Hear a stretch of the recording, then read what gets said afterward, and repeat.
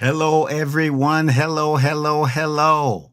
Well, I have Brokel with me. The other ones are supposed to be coming in, but hey, we can handle this show by ourselves if they don't come in.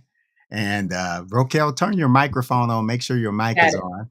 Okay, awesome, awesome. Well, I think Lakeisha says she's on a Zoom call. She'll be in the next 5 to 10 minutes, and I know Kevin is supposed to be joining us too. And but hey, while we're getting started, Bella is good to see you in the house. Monica, God bless you, man. We're gonna have a good time tonight. Now, I'm warning you, Evangelist Pryor, I'm warning you. Okay. This I don't know how this is gonna go tonight, but we're it's gonna go the way it goes. And Patrice, God bless you. Phyllis, good. Hey, share your link. Share your link. We're gonna have a good time tonight. And many of you know the topic already that we have in store. So get your coffee, get your eggs. If you're eating your dinner, just hey, eat your dinner, whatever it is. And if you're eating dinner, let me know what you're having tonight. And if you've already eaten, let me know what you had. And if you're eating at this time, let me know what you're having. All right, I'm getting my little desk here together. Brokel, Yes, sir. what's going on? Nothing. I'm tired, but nothing at all. Just working and enjoying this weather today. I don't know what's going to be tomorrow, but I'm enjoying it today. Tell me about it. Tell me about it. I last night I asked Ruth. I says, "What is the temperature going to be like?" And I had some shorts out. I was going to wear some shorts today. She says, "I don't think you're going to wear shorts today." And so yeah, it was in the 50s. So I can't wait until this weather breaks. To be honest, I think I'm tired of this winter. Let's see, what are you guys doing? Who's eating? Okay, yeah, Ruth said, yep. Ruth and I, we had Bubba's. Have you had Bubba's? Who had Bubba's? Have you had Bubba's? It's like a burger burger restaurant over in Indiana, right off the expressway on Veterans. It's called Bubba's. Man, they have and I shouldn't even be advertising, but they have the best black and blue burger. And it has blue Oh, cheese on it, bacon, and they put something else in the meat. And man, I'm telling you, I love it. I love it. And with some onion rings, hey, you can't beat it over at Bubba's. But that sounds good. yeah, yeah. So Brokel, have you eaten yet? No, I have not. Not okay. So you're I have sacrificing, right? You're sacrificing. not. Actually, had a Zoom before this, and then actually Joseph and I went car shopping. Ah, okay. Car shopping. Oh, Yes, so Joe's gonna go on and do that, huh? yes, he is. Sounds He's going good to to pay his me. insurance. He's going to be responsible. I'm not Hey, paying for that. he's a grown man now. He's There a you go. grown man He's a now. young adult. I think he's getting to the grown man thing. I say young adult because he's he's still getting out there. He's trying. Joe's my man. I've been knowing Joe since he was a little boy, and now he's grown up and doing his thing. And I tell you what, it's funny watching them grow up right Yeah, before your eyes. yeah, It's crazy, yeah. crazy. He's a big Uh, boy. Hey, what's going on, Corey? What's up? Phyllis said she had spaghetti. And Sandra easily said she had made homemade sloppy joes. Hey, that sounds good too. That sounds good too. I'm telling you. But I tell you what, how many of you are interested in the topic for tonight? Yeah, how many of you are interested in the topic? That's what I wanted to see before I even get going. Keisha says, please take Isaiah's car shopping. Okay, the next time you go. So Mm-mm, Isaiah needs a car. mm-mm. It is a taxing process. Oh my gosh. Oh. What is it that you don't like about Well, because you have to get past the shadiness of the car dealership people, first of all. So you have to do a lot of research before you go. You have to subscribe to Carfax because they'll tell you things. And we dealt with that today. They have a VIN something else that car dealerships are using besides Carfax. So you ask if Oh, it's a clean title, if it's, If Mhm. it's a rebuild, wow, I've learned more about cars in the last couple of months than I desire to, but we have to go through the process. So you got to get past the shadiness. So pray before you go, and absolutely do your research. Definitely, definitely. You gotta do your research. Now, that's one thing that I do like, and Ruth hates it. Like, if we go and we hadn't gotten a car in years, but if we go to get a car, when we would go get a car, she would just, like, say, you do it. I'm going in the other room. You guys do what you do, you know? And, I like the negotiating part. I like going back and forth. I like that kinda stuff. I like walking out the door knowing I want the car, but I will walk out that door and let you call and make you call me. Yeah. That's it's not like that anymore. With the way that the economy is going and the way that the need for cars is much higher. And that is true. So if you don't buy it, there's going to be somebody else that comes right behind you or tomorrow. It's just kind of the predicament that you're in. So we're working on our patience muscle. That I'm oh, patient. He's not, but we're working on the patience because I'm willing to walk away and he doesn't want to. Well, this is not a good deal. yeah, yeah, So, that's true. And you're right. The times have changed. The times have changed. All right, they mhm. said they're ready, Brokel, and it's Okay, going to be let's you and go. I. We're going to do this. We can do this. We're going to tag Okay. team and do All this. right, let's go. Tonight's topic, you guys already know, is one that has been in the news for years. But I would fair to say, Brokel, maybe the past year or so, we've seen more pastors fail Mhm, in ministry. And when I say fail, I mean epically fail mhm, and actually cause a reproach upon ministries in general. mhm, Um, and so what we typically will hear is the news media will come, and of course they're hungry for it. They're like sharks in the water with blood that smell blood. They want the story on the pastors who have fallen from grace. And man, they will dig in and they will tell the truth. They will stretch the truth. They will do whatever they want to do just to make that ministry look bad. Because we all know, number one, the news media, they're not too kind of churches. And so knowing this, when these epic failures happen, they're going to really blow this thing up.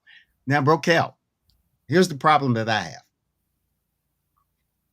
and I'm partly to blame for this also, but not as of today. Okay, we mhm. won't address it.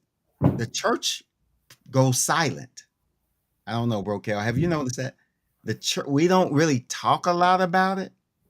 We just kind of let it pass for the most part, and then we go on our merry way. Uh, but tonight, I kind of wanted to open it up. Okay. Now, I want to hear from you guys in the chat room. And don't forget to share the stream. For those of you who just jumped on, go on and share the stream. We're going to have a good one tonight. But here are the rules for the chat: no profanity. We're going to be respectful. And those are the two things that I ask: just be respectful and no profanity. All right. All right. Toxic pastors. Toxic pastors are what we're going to address. And I want to start off by saying the world, as I said before, Roquel, the world creates the narrative. And see, that's the bad part about it, is that with us, the world creates the narrative, and we sit back in silence and we allow them to just go with it. And I feel like we just take the bullets, so to speak. Now, one of the first things I will say is that when a pastor falls, and if it's true and they've done what was alleged, then they're wrong. I'm going to say that right off the bat. Straight Okay. up. They are wrong. And Brokel, I'm going to let you jump in a second. But there is a difference between a failure and falling and a toxic culture within ministry. Brokel, I don't know. What do you think about that? Hmm.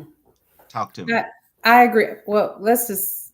I think when you have a pastor that does fall, Hmm. because the way that we are as, just say the world, we're hungry for that. We have Mm, so much reality TV. We even had a show with pastors on it for like a reality TV show with Pastor other pastors. I'm not gonna name names, but they were on there. So I think we're hungry, not we as in the church, and maybe mhm, the church as well, are hungry for that type of drama. mm, We're wanting to see them sometimes maybe be real, we what we call real, or fall or make mistakes. And because they are a pastor, they're out in front of the public. They're scrutinized a little bit more than me being a church member or a part of a mm. congregation. And Definitely. especially if it's a high level where they have been on shows, they've been out in the media. I mean, that's just what the news, that's what people feed on. That's what draws numbers to TV shows, to news channels, everything, that I think people are drawn to that. And your question was, I think, go back to you at asked, and I don't know if I answered it specifically. No, I was just stating what did you think about this idea that we're all human. We get that. And that a pastor is a man with a calling and an Right. anointing, but he's still a man or she's still a woman. All right. But um, that doesn't give them the right to do what they might have done or whatever. Correct. Uh, Falling is one thing, but a toxic culture is a different thing. And maybe I need to go into that a little bit more. Let me. You know what? I have something here, Rokel. Okay. I have something here I want to share. I got an article, and I'm gonna blow up my screen so they can see it. Check this out, and I'll read it on my phone. I Okay. I can see that. scratched out the names because I didn't want to use the person's name, but it says and they named the church. A church pastor was accused of assault and impropriety by a colleague. And it says, prior to ascending to the position of lead pastor at the church affiliate, this person worked as a nanny for this other person, New York City pastors. Okay. In a May 2021 blog post on Medium, oh, I should have gotten that name off. This lady here, Kimes, alleged that during this period in the 2010s, she endured manipulation, control, bullying, abuse of power, and sexual abuse. That's what this lady alleged. And here comes Kevin. I'm gonna bring him on in. What's up, Kevy Kev? You What's coming going in? on? You coming in at a hot period, man. You're coming in at a hot time. I'm Uh, I'm reading an article about some abuse and a toxic ministry, and I was sharing with Brokel just a minute ago that I feel like that there's a difference between a spiritual leader that falls and a toxic culture within a church. I think it's a mm, little bit different. Now, both are wrong. All of them are wrong. Don't get me wrong. All of them are wrong. But but I'm reading an article about a toxic culture. All right. And so this young lady alleges that during this period in the 2010s, she endured manipulation, control, bullying, abuse of power, and sexual abuse, and that she was only able to discuss any of it after years of intensive therapy. mm, This person, she reported that her workday would last from 7 a.m. to 11 p.m. Jesus, that's a long time. And that pastors teasingly called her Cinderella while verbally bullying her husband. Yes, this is a whole lot here, Brokel. Okay. She says that comments of a sexual nature started early and ramped up over time, moving from flirty teasing to one pastor's offering of buying her breast augmentation surgery after she had children. One pastor took her photo while she was sunbathing. Now, why was he there? I was Mhm. wondering what that was about. Uh, yeah. Let me read that again. One pastor took her. So what were they doing? One pastor took her photo while she was sunbathing repeatedly, asked for massages, sent inappropriate text messages, and touched her without consent on a number of occasions.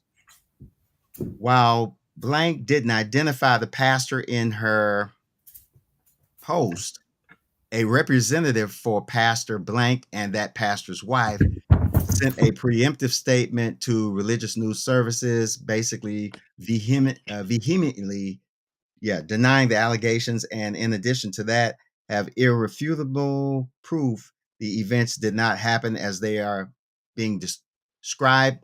But after this, that pastor ended up resigning, and all of this stuff ended up being true. Okay, Wow. all right. I know that was a lot. That was a lot. Let's bring everybody back up here. Let's see. Guys and young lady,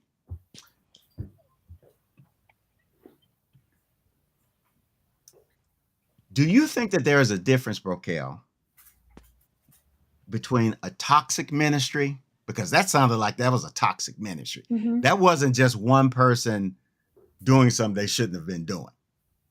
Anytime this person said pastors, and it sounds like the pastor's wife even kind of knew about some of this stuff. And it went on for a long time. Man, that's a lot to unpack right there. Yeah. So, what do you think, Brokel? Is there a difference there, and what's your opinion here at this point? Is there a difference in a toxic ministry Yeah, and what exactly? and just a single pastor who failed, and it's not a continual thing, but they had a failure, but then you have a toxic ministry. Now, both of them are wrong. That's what I'm saying. Right. But some ministries, I'm going to be honest, the one that just came out recently, a lot of the reports that are coming out are basically saying this one church that has churches all over the world, it's the same issue that's Mm. cropping up from all of these churches all across the world. That's a toxic culture to me. That's just not one person falling. I don't know. Y'all talk to me about it. I don't know. Well, I think it's leadership. Leadership, it starts at the head and it flows down. So if you start out with your leader, maybe say, let's just say your leader is arrogant. And usually he or she draws those same type of people, subservient, that will do what they say, or they're controlling. Mm, They draw those same type of people. They pick people who they are easy to control, can manipulate, intimidate, and then they put them in certain positions that because they feel like they'll control everything. So I think a mm, toxic ministry absolutely can happen if you have in leadership is with that leader and those characteristics and wanting to control and be in charge, and that easily happens in a church because if the focus is not on God, then the focus is on the man or the woman or mm. whoever's in charge, in That's my good. opinion. That's good. That's good. Kev, you want to jump in here at that Sure. point?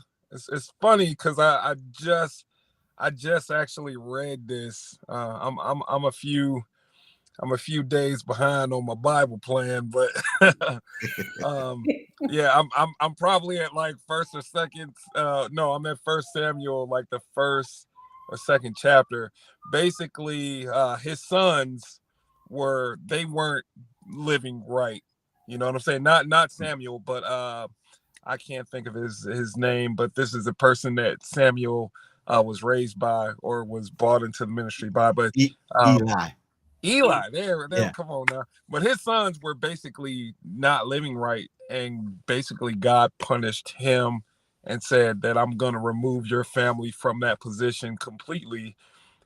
So just circling back to what's going on now, I mean, you're always teaching us that there's two realms that's going on. So even though we don't see the spiritual realm side of it, if somebody is doing something wrong, it's going to be stripped from that entire ministry. So it's like it doesn't necessarily have to be a toxic ministry.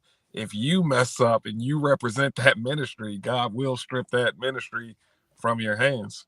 Yeah, yeah, definitely, definitely. Hey, we got one of my buddies in here. Dr. Cook is in the house.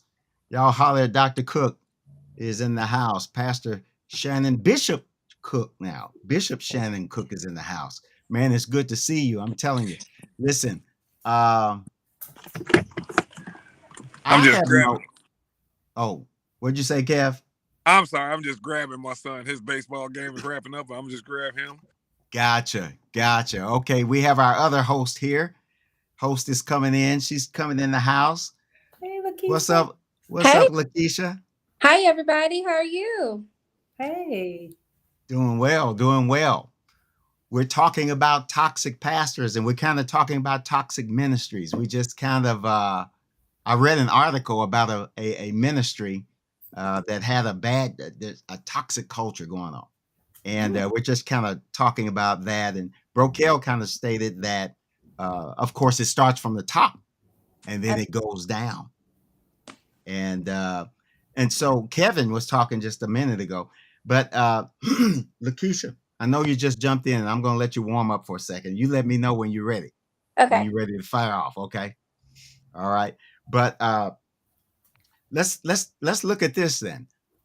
In the article we read, this lady said that the abuse she had been experiencing, sexual abuse, manipulation. They were calling her Cinderella. One pastor in that ministry offered to buy her breast augmentation surgery or whatever. Uh, my next question and let's just talk to our church members right now, because what we're doing right now, Lakeisha, is we're tired of the world taking the narrative and then they present it and they create the narrative and the church remains silent. We don't really talk about these things. And I wanted this platform tonight to kind of talk about it. But the people, as Brokel said, the people that go to these type of ministries, they have to be gullible. I don't know. Y'all jump in. I mean, they have to be gullible. And I'm going to take it even a step further. You want to go on, Lakeisha, if you want, whoever. So I feel like they are gullible, number one. And number two, it could be generational because sometimes they see their parents have certain behaviors and they think that that's okay to exhibit those Mm, behaviors. And then I've been to some Southern churches where it has like that cult feel. So mm, when you're in a cult, you kind of don't know what's right and what's wrong, if that makes sense. that's And good. a lot of times they just listen to whatever the pastor tells them. So they Mm, can tell them that, sexual immorality is okay and all these things that we know at new birth is not okay, would be right, okay in the situation. So right, right. Brokel. I would say it's maybe a mix. I'd say vulnerability is huge because when people come to churches, we know people come because they're hurting or they're in need of something. That's good. So when you're getting them probably at their most vulnerable moment. And when you're kind, you're reaching out and they feel something like, oh wow. And when they feel like they've opened them up, then things start to happen, even though sometimes like, hey, this is not right. And not everybody, when you think about especially the younger generation, some of them were not raised in church and have different types of foundations where maybe it wasn't very caring and loving, or maybe they didn't know this was inappropriate behavior, or Mm, I'm going to talk to this. As a single woman, I'll go talk to this pastor by myself because he wants to talk to me, not thinking I need a covering. I want to talk to you. If he's mm, a married man, I want to talk to you and your wife. mhm, Like not mhm. knowing certain things because they just don't know. So I think it's vulnerability along with lack of knowledge. That's true. That's true. I like that.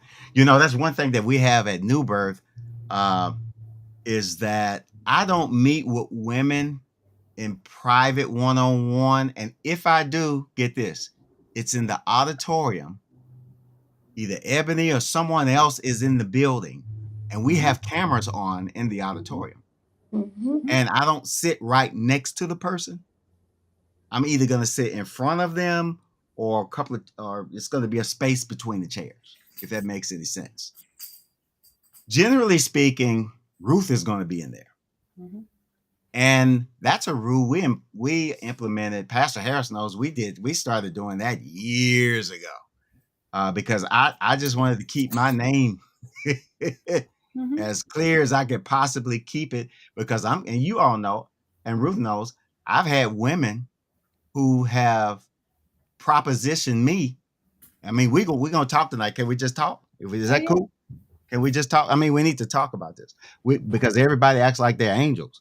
And I'm going to tell you the ones that you have to watch out for, Bro Kel, are the spiritual ones. Mm-hmm.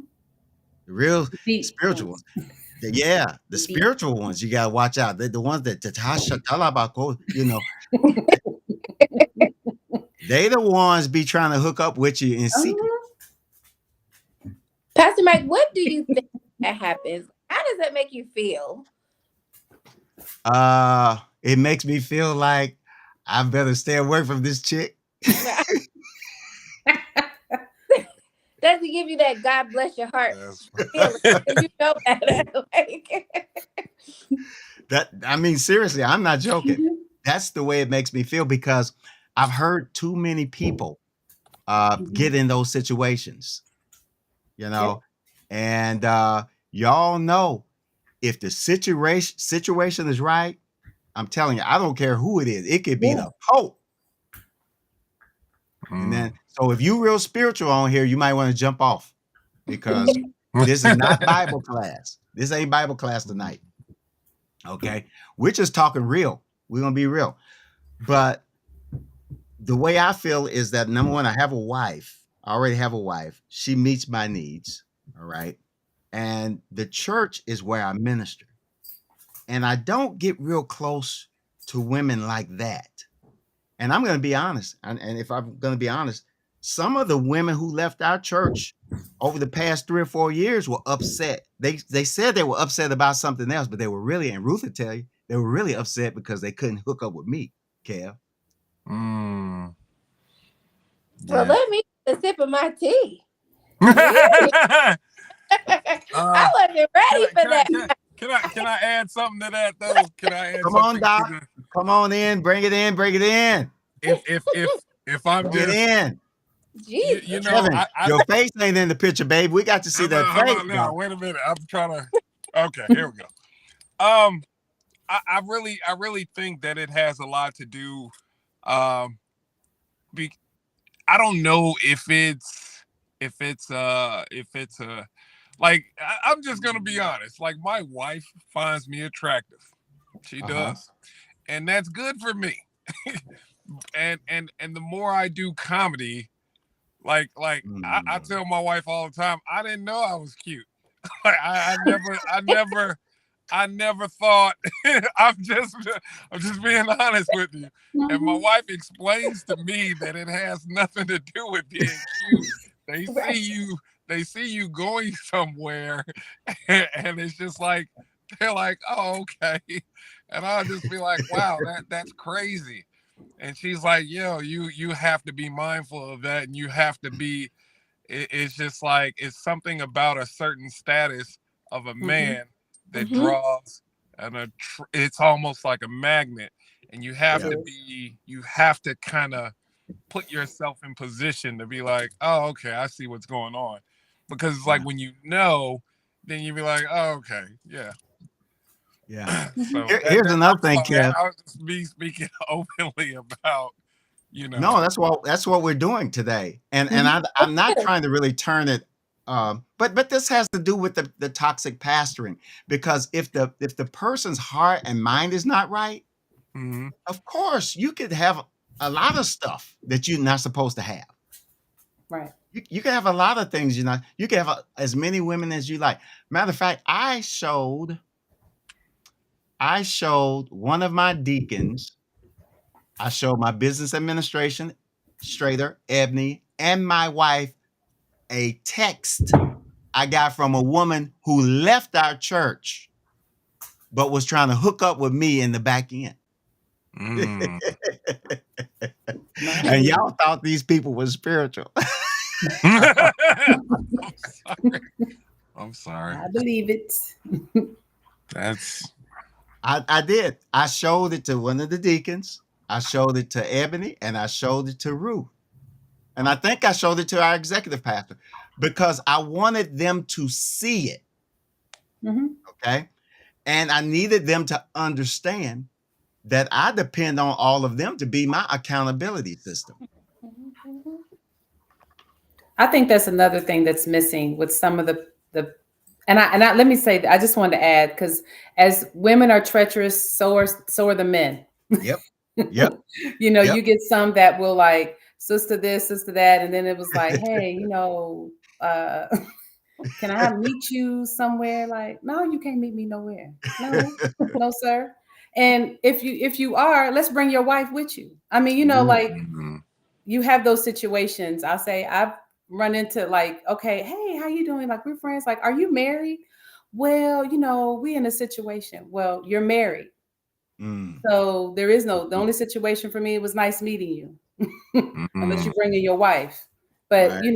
that you have some of them that look for that. They look for those women who are by themselves, or you're vulnerable, or they test the waters just to True. see. True. Well, Lakeisha, you're single. absolutely.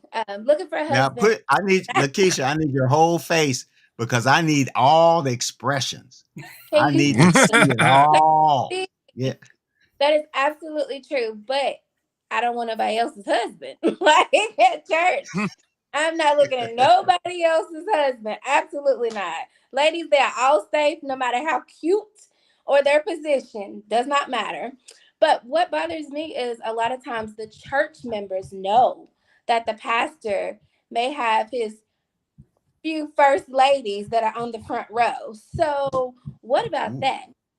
Because when Ooh. I was in Georgia, I went to this church. It was a Southern Baptist church. And after like 6 months, I found out that, the pastor was just dead wrong. So it was, he was spiritual. He seemed like everything was on the up and ups. And I Hmm. never judged. I just stopped going to the church. But I found out that he had about 3 or 4 girlfriends in the church and his wife. The wife was okay with it. The church members knew. I'm like, what in the Jesus Christ is going on here?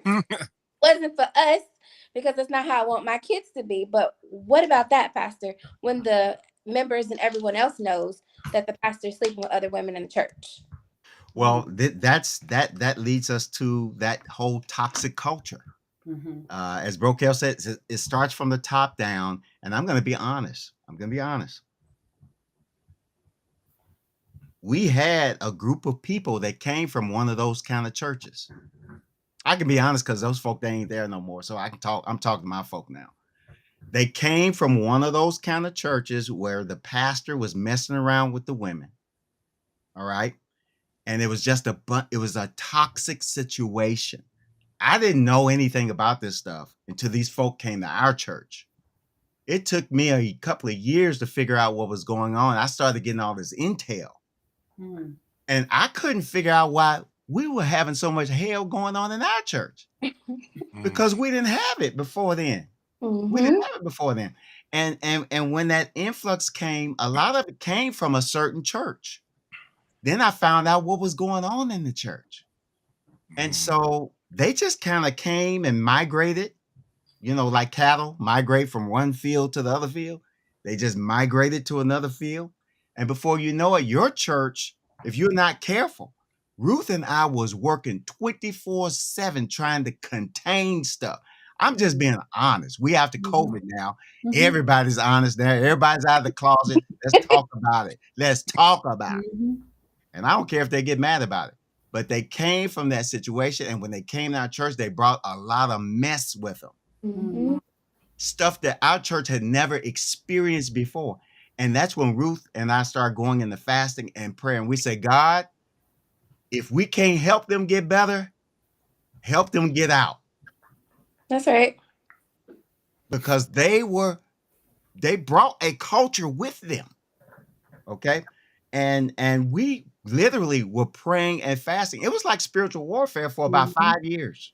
Hmm. No, I'm serious. For about 5 years. And some of the members were just aloof to what was going on. So other members knew what was going on, and we were all praying and fasting. Pastor Harris, Pastor Saunders, they all knew what was going on. And I'm going to be honest, we prayed and fasted that stuff right up out of there. Now, some of the members who don't know what was going on, they just thought, well, whatever. Mm-hmm. We knew what was going on in the backdrop, and the church they came from was a pure D toxic situation Mm-hmm. where the pastors was messing around with the women Mm-mm. and all that stuff. And them same ones was over at our church. Okay. And so, but I refuse to allow our church to get like that. Mm-hmm. I refuse to. Okay. And so there comes a point in time where pastors also, they have to stand up. Pastors need an accountability system. They need people around them that will watch them. I have been told pastor is guarded. Have y'all ever heard that before? He's guarded. He don't let people around him. Do you understand sometimes why I don't? Yeah, yeah. Oh yeah. Yep. No. Oh, And it yeah. has nothing to do with people. It has to do with guarding the anointing. It keeps me in check as a pastor. Now, I'm going to say this. My friend Pastor Cook was on here. I don't know if he's still on here. The pastor friends that I know and the pastors that I am in covenant with, they don't do that mess. It's, to be honest, it's only a small percentage that do that stuff. To be Is it? honest. Can I just ask a question? How much of it is? I mean, just I think, and this is just my thought. I think a lot of it has to do with you always, when you preach on spiritual warfare and the things that are unseen, I think a lot of it has to do with that. Because if I can corrupt the head, or if I can corrupt, if I can corrupt leadership, then the whole thing will fall. So, and when we're talking about like just toxic members or leaderships or ministries, I think it's impossible to separate the two, because if the pastor is corrupt, if I can attack the head, if you replace if you were to replace that leadership, how much of that, how much of that, this is just a question for you, how much of that do you feel like can be repaired? Okay, wait a minute. Say it again. I was reading So something. Yeah, go ahead. So if the leadership, like we're talking about toxic ministry versus toxic leadership, and I think it's almost one and the same, because if I can attack the, if we're talking spiritual warfare, and if I can corrupt the leadership, then of course, his congregation would fall. But if you replace the leadership, have you seen where it would go back? I mean, or does that make sense? Is it possible to repair that ministry, considering the fact that the leadership was, part of any type of scandal? Yeah, I have seen ministers recover, but can I tell you something? Sometimes the damage is so bad, it could take 10 to 15 years to try to recover what was lost. And usually the church ends up becoming another church, because usually the people who were there with the old pastor, they eventually kind of leave. They start leaving, trickling out the door. And then the new pastor eventually ends up with a new church, basically, to be honest, Kev. But Gotcha. I tell my wife this, y'all. At my age, I can't afford to mess up, because I've worked 25 years to build what we've built. One impropriety could make the whole thing just crash and burn. And within 3 years, it's as if it never existed.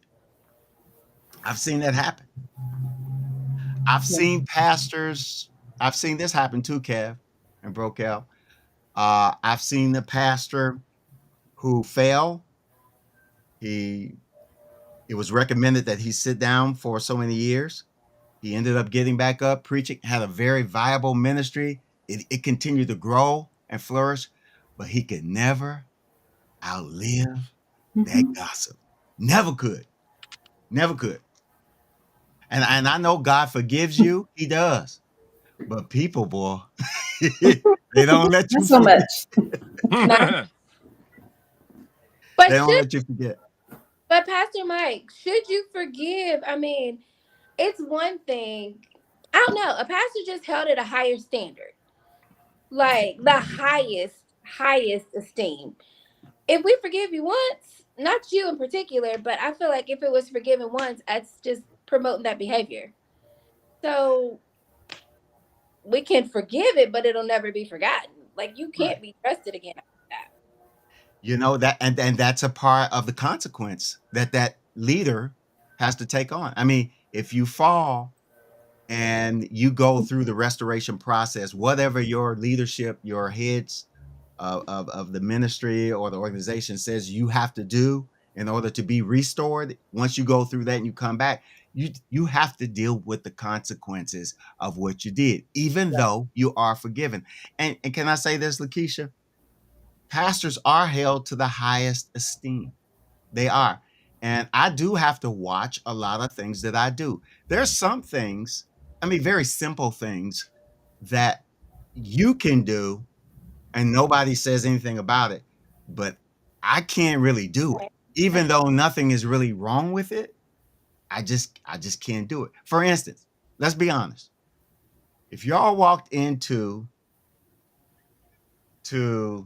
a hotel and saw me sitting at the bar,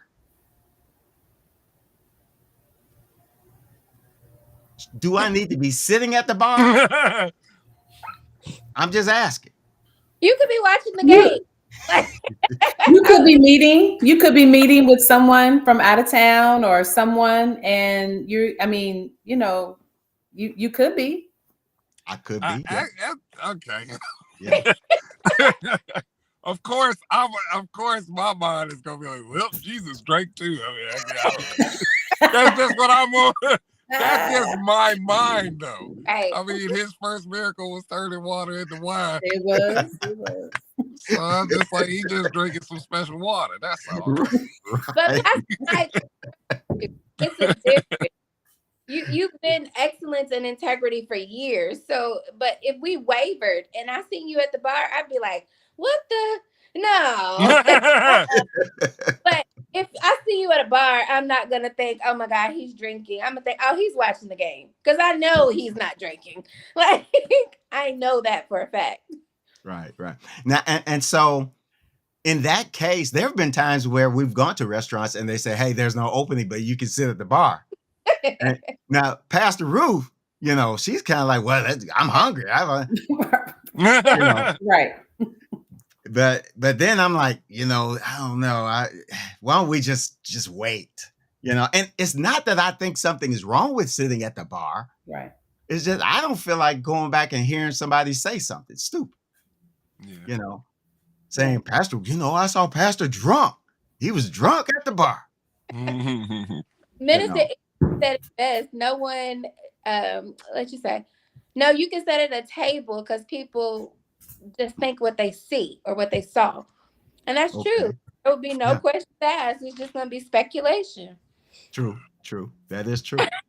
And Pastor people take said, things out of context. That's what Patrice said. Folk are going to take that totally out of context. That's right. Ruth said, really? Wow.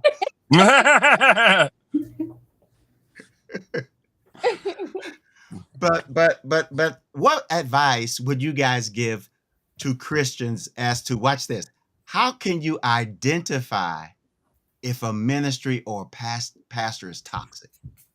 Ugh. If it's Ah, more about them, they're not leading you to God. It's all about what they want, their vision. This is to build me up. This is about me. This is where I'm going. A lot about them. That for me, that's what it is. I listen for. Are you leading me to God? Are you teaching me? Am I growing? Not more, about you, but are you leading me to Christ? every time I turn. And it takes a minute for me. I'll say this: when I first came to New Birth from the church I was going to, well, when I came here, church scandal. I grew up in church. So Mm. hearing church scandals is not really unheard of for me, unfortunately. But when I went to born again in Nashville and learned what I felt like, God, this is true. I have never experienced God like this before, and started living my life different when I came to New Birth because I didn't know. I watched everything. When I took Joseph up to children's church, I was in children's church Mm. because I Mhm. want to know, what are y'all doing? Like, Right. what are y'all teaching? Like, I want to hear, because I wanted to make sure, and I wanted to see what was happening. So, I mean, for me, that's what I would do, what I'm looking for. And if I'm here more of a dictatorship, do this or not, I don't know. I don't know if I'm saying it correctly, but that's how I would look at it, or how I would view it. I Anyone else? I look at the members. I didn't grow up in church. New Birth was the first church that I really went to. So you all set that standard for me. I didn't like church people. I ain't like nothing about them. The way they operate, the way you go to hell for everything you do. Just that wasn't for me. And so when I came to New Birth, I felt the love, the acceptance, the everything. And so a tenured pastor, his sheep are going to show some resemblance of him. So Mm. look at the people and how they make me feel, as well as getting spiritually fed and just everything. I need to be comfortable. I look at everything full circle. Right, right. That's good. That's good. Kev? I would definitely say by the fruit. So I know that pastors and me, I'm just very standoffish, like in at first anyways. It takes me a long time to just open up and be myself. So it's just like I look for authenticity within people, you know what I'm saying? And I just never got a phony vibe Right. from. I've been to several churches where it's just like I just get an immediate, like, this dude is fake. He's not like this not that's not how he talks, or that's not how he acts.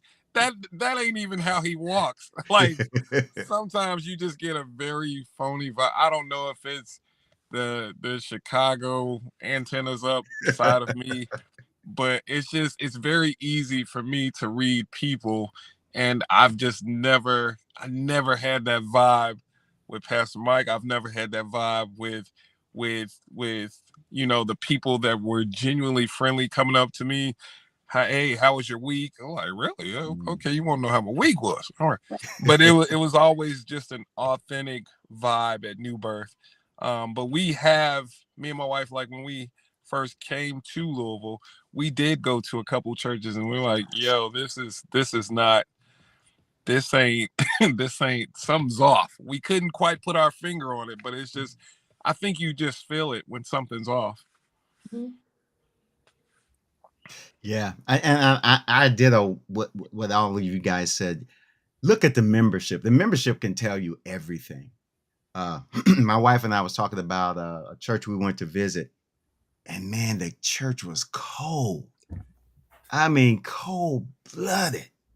You walk in the doors and they didn't greet you, and even the person that was supposed to greet you just kind of looked at you crazy, and as if to say, "Why are you going to sit down or what?"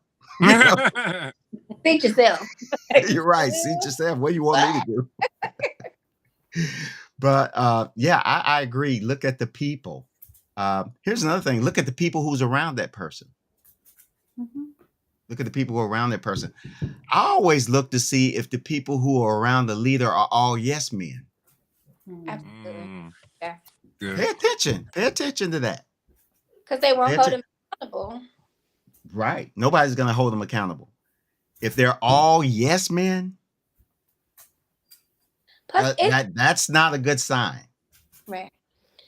Is it just me, Pastor Mike, and the crew, or is it like churches with the ATM in the foyer? They seem to harp a little bit more on money.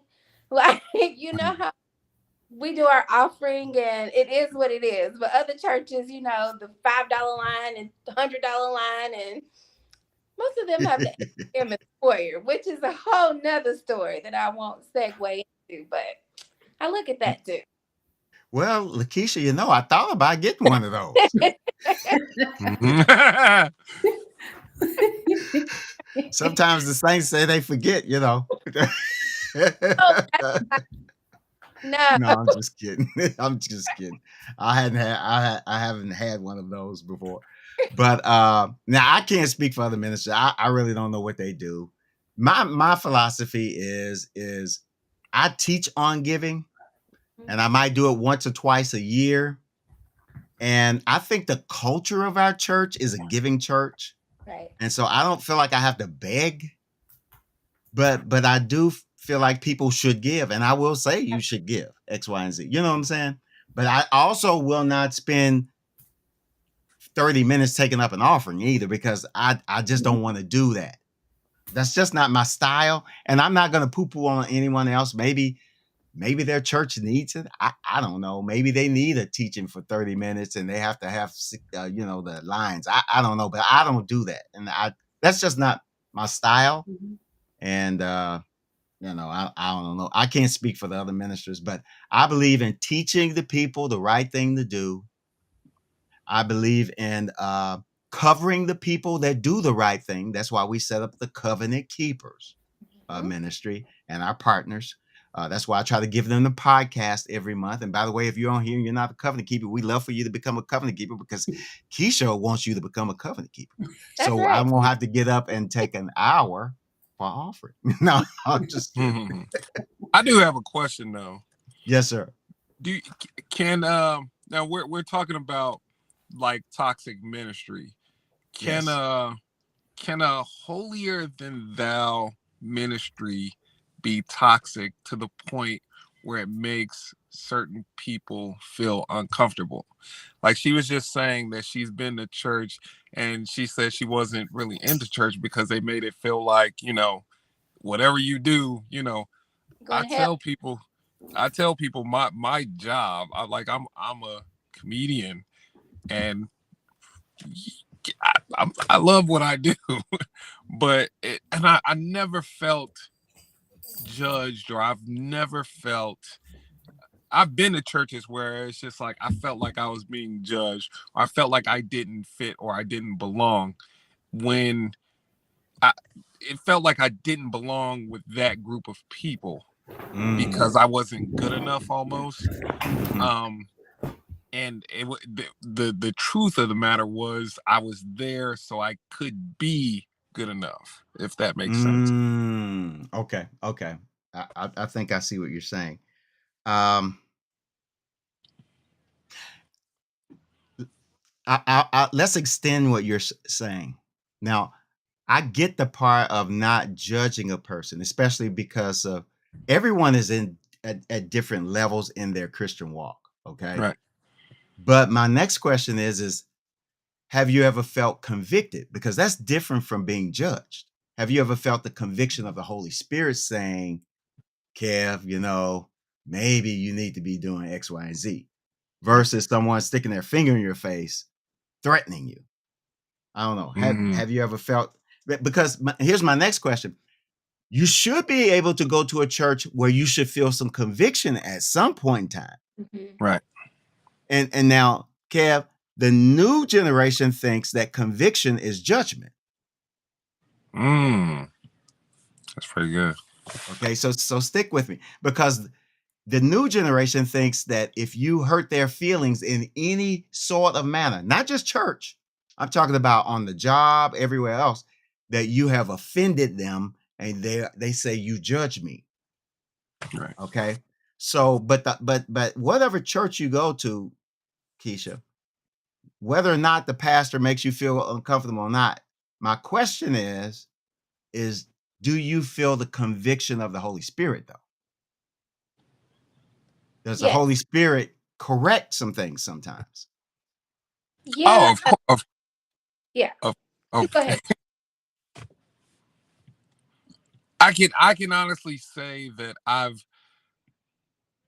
if I'm speaking to me personally, like certain, I've made leaps and bounds as far as like changes, especially being, I've made complete 360 changes as far as, but I've never felt horrible for, I guess, if my gift is laughter, I've never felt horrible for sharing my gift, if Okay. that makes sense. But Okay. I've been I've oh I've yeah, we'll talk about that. But no, I've been in like I've been in congregations where it's just like, oh, okay, well, why, it's maybe you shouldn't do that style of comedy, or maybe you should, and I'm just like, oh, okay, all right, and I felt almost like it made me feel some type of way, but I've never felt that at it's kind of hard to explain. It's hard to explain. It's I want to feel accepted. I know that I have flaws, and it's a daily, you're constantly working on who you are and your flaws, but I don't want to be spotlighted for my flaws, if that makes sense. You know I don't what, want Bishop? that to Bishop, be. check this out, Kev. I don't know if you can see the comments.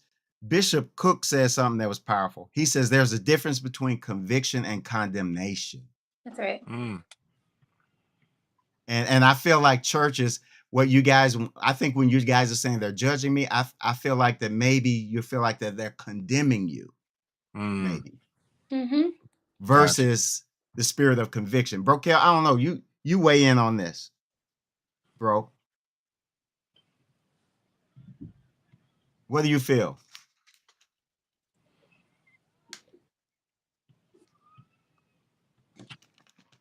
We Hey, can't hear. bro, Kel, I can't hear you. Bro, Kel. Sorry, I'm here. Okay. Sorry, I had on me. I was gonna say, like Kevin said, I do a lot of self-examination when I sit there in church and I hear certain things. I think I've grown enough to know that that's directly for me, and if Mm, God is convicting me, then that's for me. Mm, I don't always, I guess I'm trying to think. I've been in churches where the church I grew up in actually, where the pastor would get up and start talking about personal things in certain families. He mm. would say, call their name, but you knew who he was talking about. It was That's very, what and I. people were offended. That's what Like, I was thinking. what in the world? And I remember that growing up, like I will never, when I get older, I will never have a pastor like this.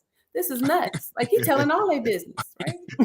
But And, that's what I right. meant by like, is it possible? Like a lot of times, toxic doesn't have to do with some type of scandal. It has to do with like, what are you doing? Like, what like, what type of feeling are you trying to like? Yeah.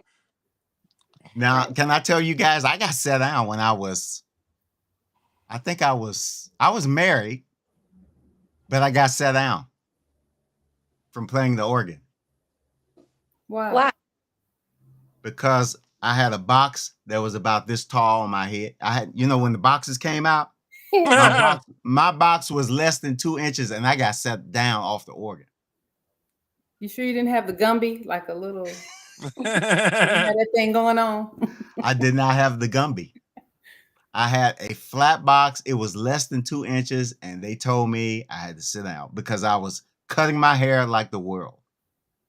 Hmm. Oh. And guess what I did? I didn't walk out the church. I didn't talk about the church members. I didn't talk about the pastor. I didn't talk about anyone else. Ask my wife what I did. Ruth, if you're still on here, tell them what I did. How did that make you feel? Bad, Embarrassed? terrible, embarrassed, Hmm. ashamed. Mm-hmm. But I didn't really realize it was toxic until I grew older. Mm-hmm. Mm-hmm. And I was set down. Yeah, Phyllis said, you sat down. I did. I sat down. I went and sat down and didn't have an attitude and stood up and clapped during the service and everything. Did But you my stay? feelings were hurt. Yeah, I stayed there. I stayed there. Sure did. I did. But it was a toxic experience. And can I share something else with you?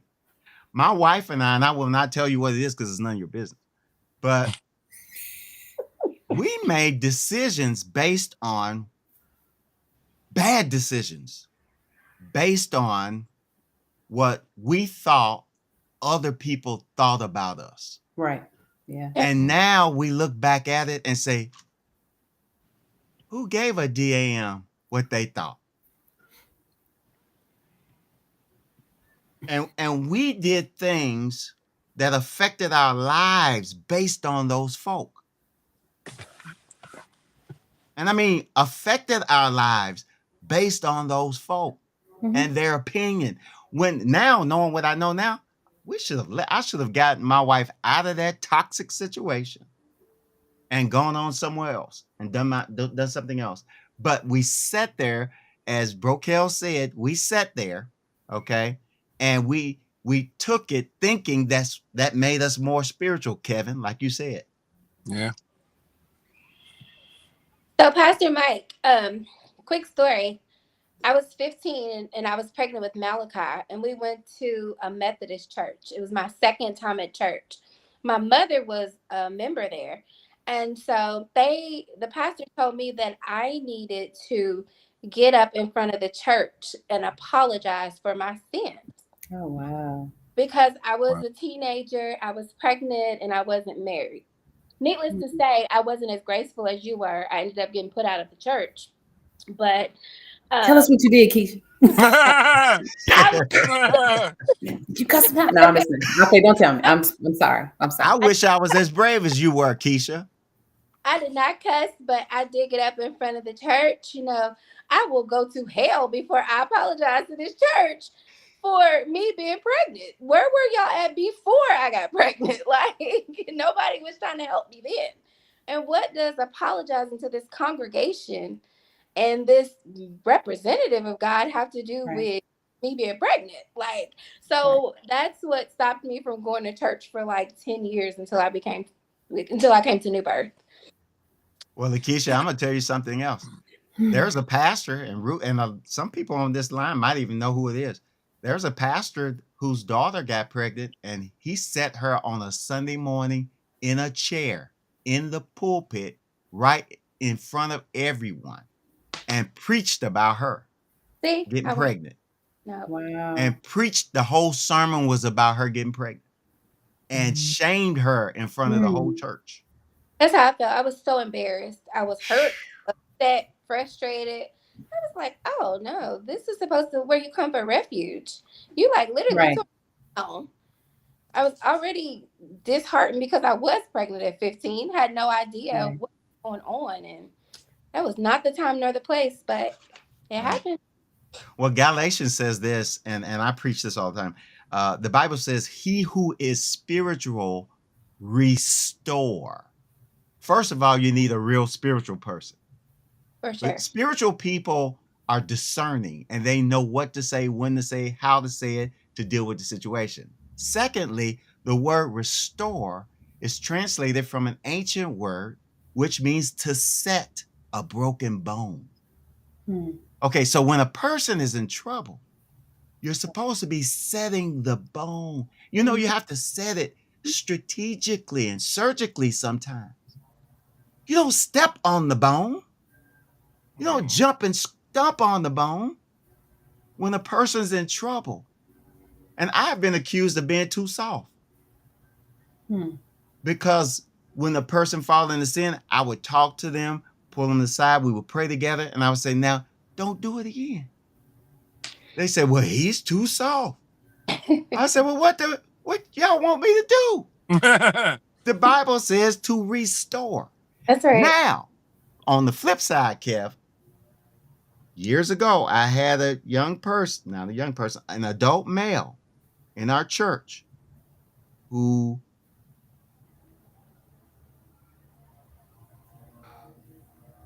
let me see, how can I do this? Who did something that we asked that person not to do. All right. Mhm. They went out and they did it again.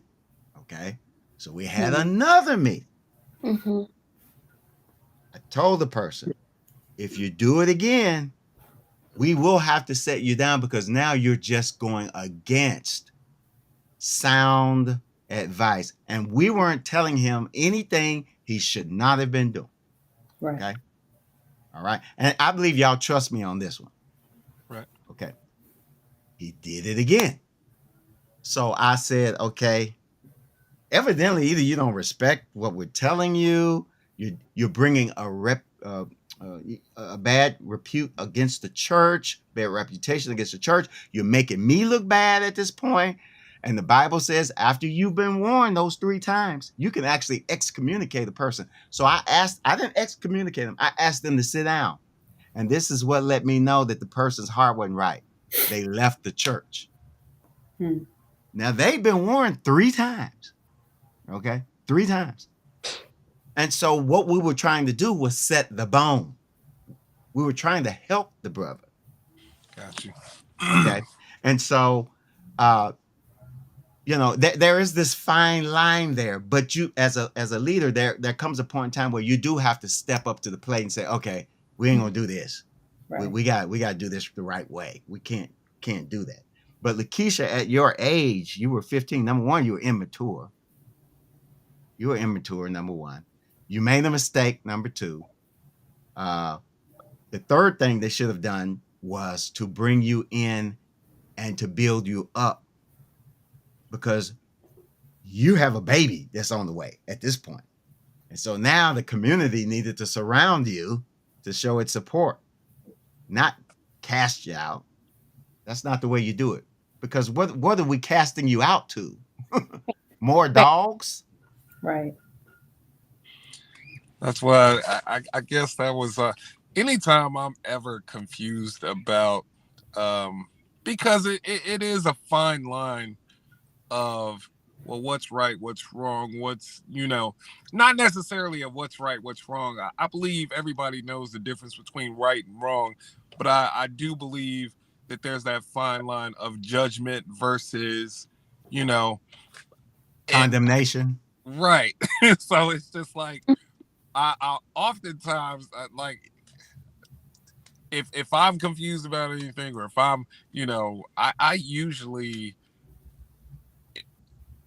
it's weird. It's just it's the cool thing about New Birth is you guys have really taught, armed, and equipped us to get the answers if we search for the answers, or Right. to be self-sufficient spiritually, to where we don't Mhm. have to, of course you're always going to seek wise counsel, but sometimes, anytime I've ever felt any specifically, or any type of way, I feel like I'm well equipped to just either read, or I'll get a word, or it'll be that day you'll be like, hey, and I'm like, yeah, yeah, there it is right there. So I think that's how you should recognize that you're in a good church, when you become self-sufficient to deal with daily tasks on your own.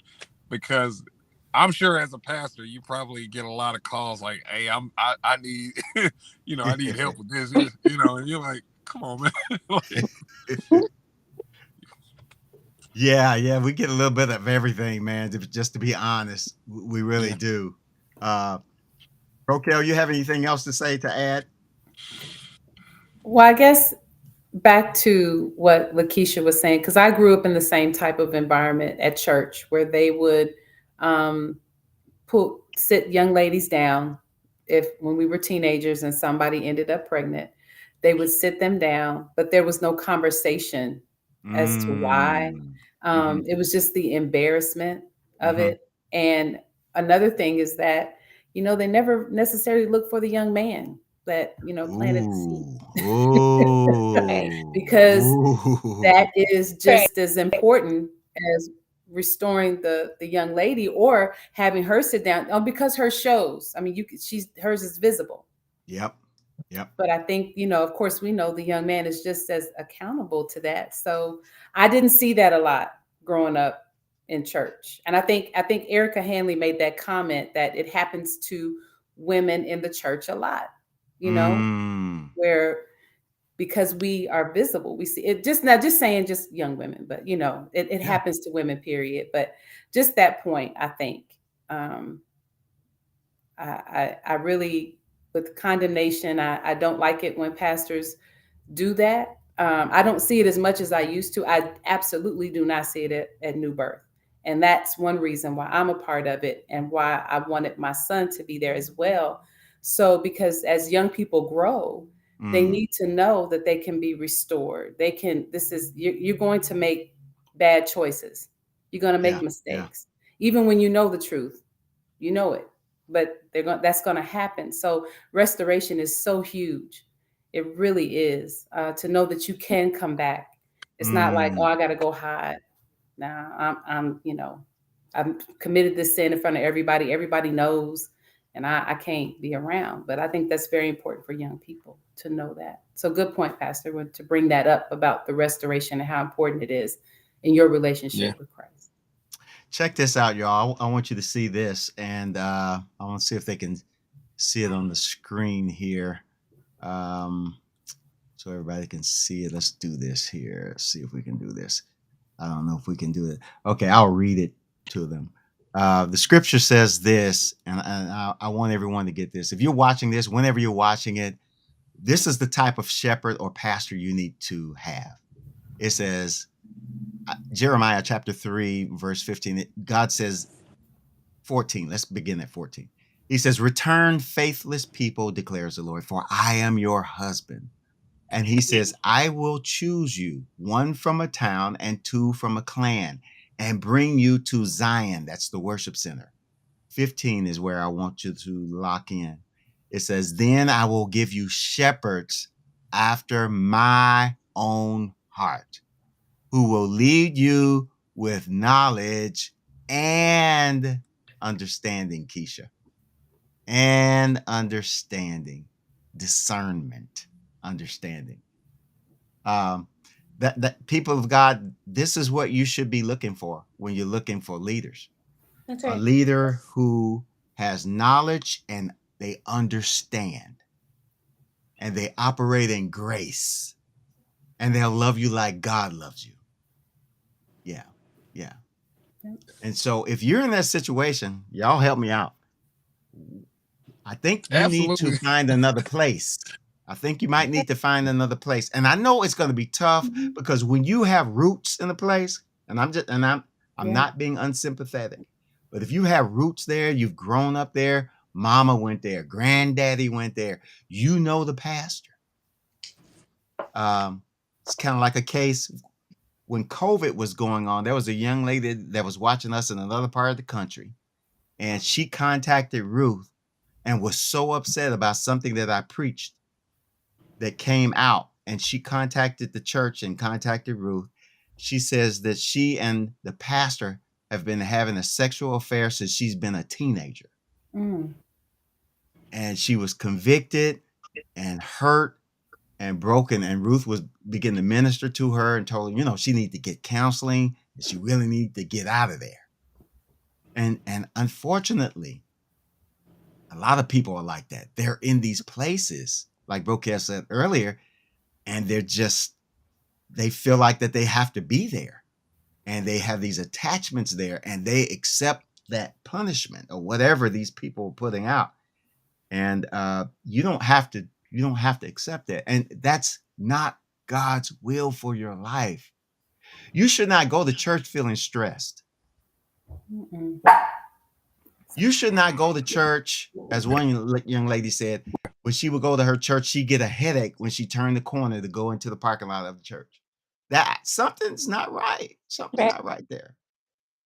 Something's not right. And the reason why we're having this discussion, and I hope more people watch this, I really do, is because I'm tired of the world taking the narrative and then creating what they want to create out of it, you know, for shock value, the Mhm. church has to address it too and say, hey, this ain't right, y'all. And let's all get it together. I'm talking about the members too. Members need to hold the pastor accountable. If you have a pastor and he's jacking it up and you're sitting there and you're talking about amen and you're overlooking it, you are an accomplice to it. But Pastor Mike, do you feel like a lot of preachers don't talk about these subjects because they're afraid to lose their members, or they just don't know how? Could be that.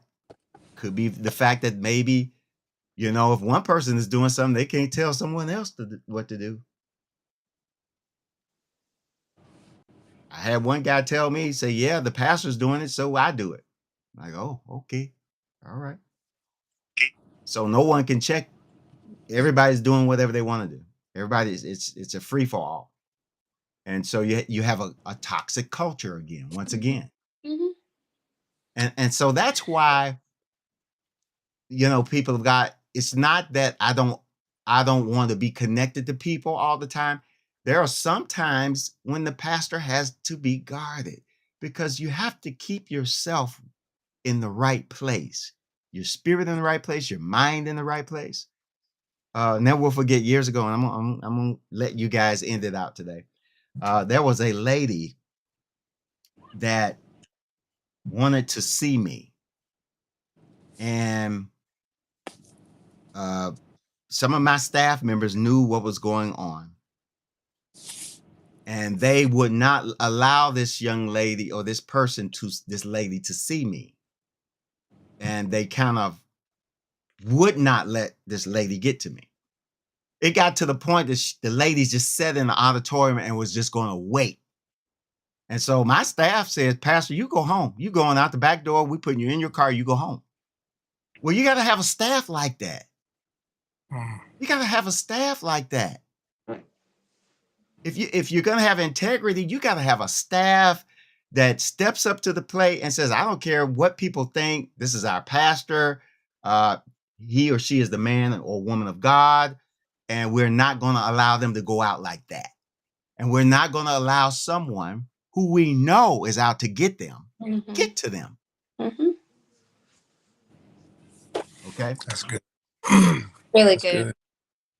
Kevin, I expect that from you. If you see something, Kevin, if you see something strange about me with another person or anything you see me doing outside of church, inside of church, whatever, you have every right to say, Pastor Mike, I saw X, Y, and Z, and I don't know about, what was going on. It didn't sit right with me. You have every right to ask me that question. And I should be okay with you asking me that question and not take offense to it. That's awesome. What are we talking tonight? Yeah, that's not quite heard of a lot. Right. No, it's not. In ministries where you have pastors asking for that accountability from members. So that's awesome to have that. That is Yeah. very awesome. My A good deacons trait. know that. My deacons know that. Executive pastor knows that. We all know that. My business administrator, who is a woman, when she first came on, we had this conversation. I don't know if she's on here. The conversation was the ministry is too important for us to jack it up. Now, see, y'all don't hear about all that stuff. You got to have conversations. Everything has to be out in the open. Mhm. And I think you're pretty transparent, if I must say, because I know I have heard that story before, because you've said that on Sundays. You've made reference to that. So I think you guys are pretty transparent, you and Pastor Ruth, which I appreciate as well, because a lot of times you don't get that. You don't know what's happening. Not that we know everything that's happening behind closed doors, as we should not, because those things are private to some, if they're dealing with different members. But to hear that you guys are open to that. And anytime I'll say personally that I've come to you guys, I mean, it's been absolutely transparency and restoration. Absolutely. I speak for myself personally, and that I Look here. appreciate that from you guys, both of you. Look at this. Ebony, that's my business administrator right here. She says, yes, we did. We had that conversation because we understand both of us got families. We can't afford to do that. We got too much to lose. We work too hard for this stuff. Greg, look at Deacon Greg right there here. He said, yeah, he said years ago. I said that years ago. Yeah. And so we all have this accountability system. Now, I have had brothers on our quote unquote team who didn't want to go by this accountability system. They didn't like it. They didn't like it. So they had to leave. Mm-hmm. And they'll make up stuff about you too when they leave. Well, they too this and that. That. Now, the bottom line is you didn't want accountability. You didn't want us telling you when you were wrong. You didn't like that. So you went away saying whatever you wanted to say.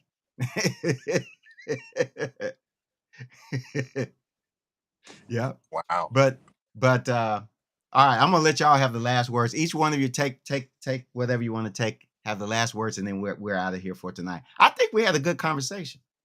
Absolutely. Always. Okay, who wants to go first?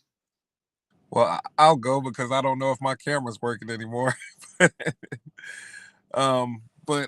no, these are the transparent conversations that need to be had, and that, you know, it's always, New Birth is always cutting edge. It's so crazy to think that not every church has this type of ministry, because it's such a breath of fresh air. It's so, you know, it's so transparent. It's just like, wow.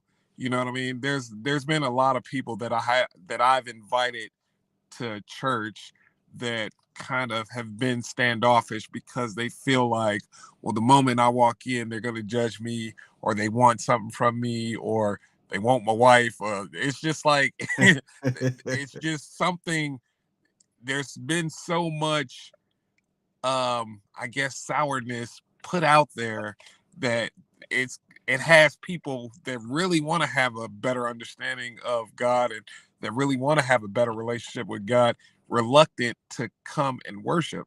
And I think that this is awesome, and this is a breath of fresh air. And I'm glad we had this conversation. I'm just, these are like questions that I feel like people, that's why I specifically asked that question. What would you have to say, or can a church be toxic as far as just placing judgment or making people feel a certain type of way? But this was awesome. All right, next.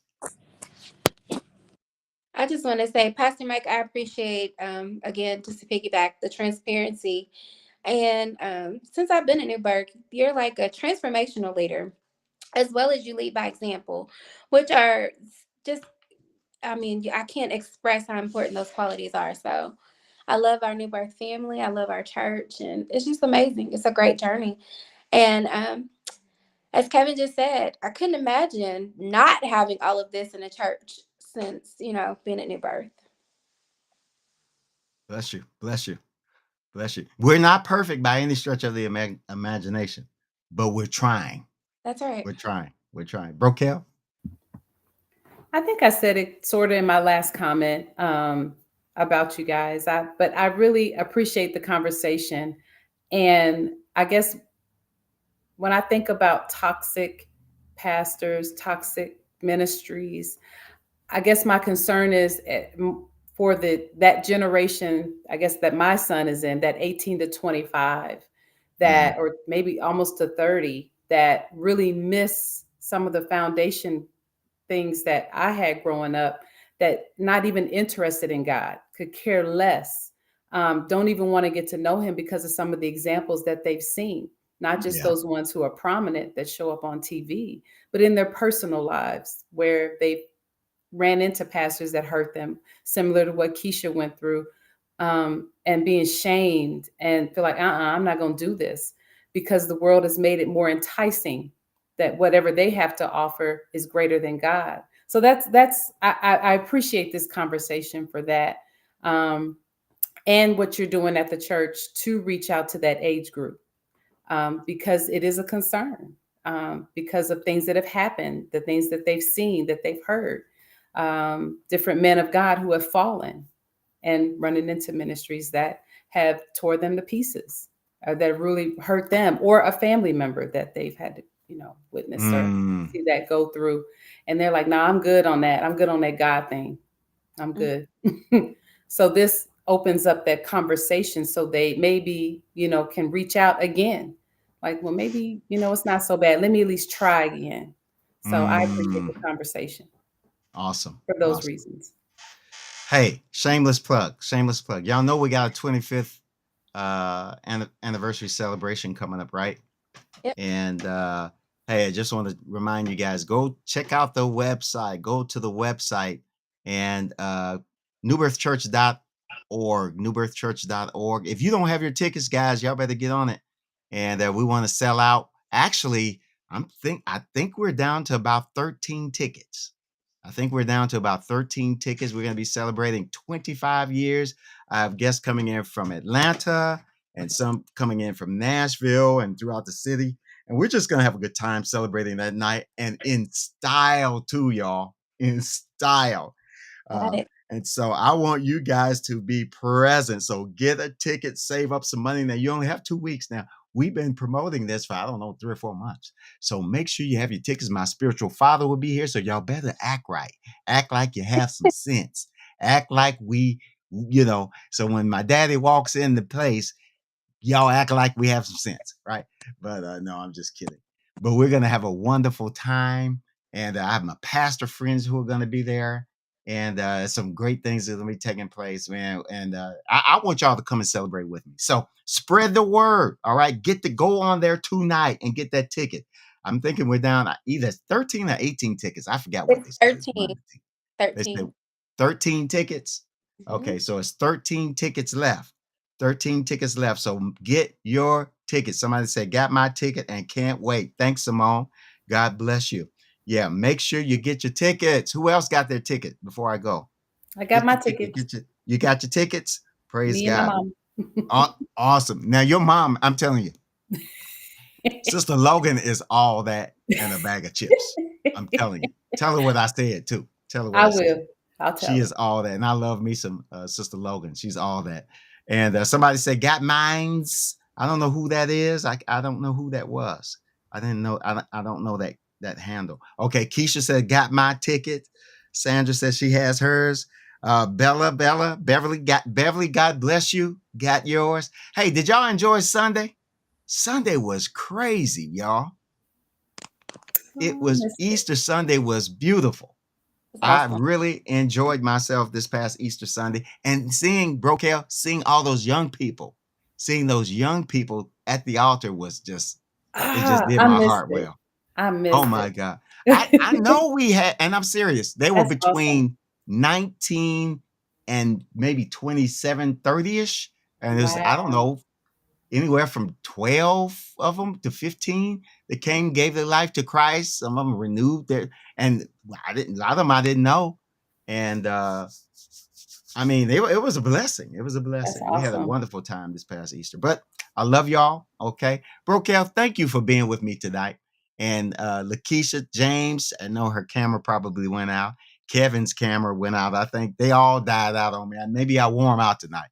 But let's have a good time, good week. And you guys, I love you. Tomorrow night, remember the 2 classes for uh, our racial unity initiative starts tomorrow night. It's a 4-week class. So the blacks, people of color in our ministry, you have a special class. And the whites, our white brothers and sisters, there's a special class for you. Also, what we're doing is we're working in both groups, trying to heal the groups, bring an understanding in both groups separately, and then they're going to bring the groups together. It's an added piece to our racial unity initiative, something we've never done before, but I've heard it being done in other places, and we decided to try it, see how it goes, and go from there. All right. I love you guys. Brokel, thank you again.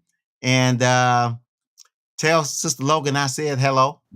You're welcome. I definitely will. Absolutely. She loves you guys. Cornita, bless you. Phyllis, give us some shout outs here. Harriet, Phyllis Keelan, Evangelist Pryor, y'all take care. I love you guys and take care. All right. Love you and see you on Sunday.